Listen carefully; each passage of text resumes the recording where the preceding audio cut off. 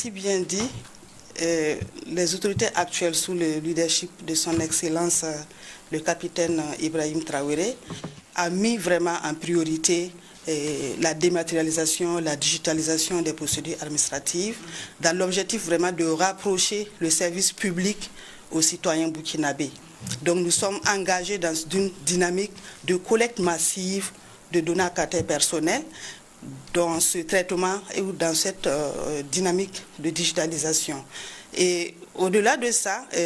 lorsqu'on parle de digitalisation, il y a bien sûr besoin de savoir qui bénéficie du service que met à disposition l'État, la structure publique, ou qu'est-ce que le service public met à disposition comme information au profit du citoyen burkinabé. Au-delà de ça, également, la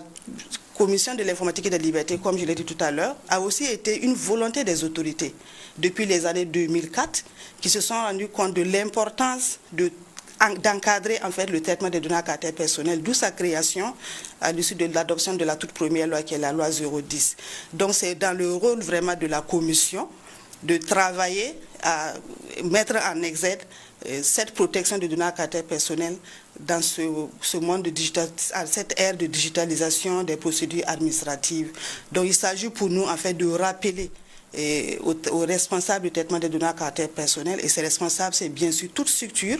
publique comme privée, étatique, qui, dans la mise en œuvre de ces traitements ou dans le besoin d'aller vers la dématérialisation ou la digitalisation, a besoin de collecter des données à caractère personnel. Et c'est là vraiment tout l'intérêt pour notre institution, voilà, dans son exercice ou dans sa mission, de rappeler à tous ces acteurs qui sont engagés dans ce processus au respect des textes en termes de conformité et de principes directeurs tels que l'oubli pour un individu qui décide à ce qu'on oublie par exemple ces informations concernant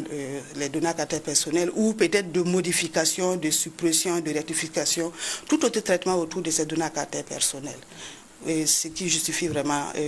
l'intérêt de faire un focus sur ces questions de digitalisation de nos jours.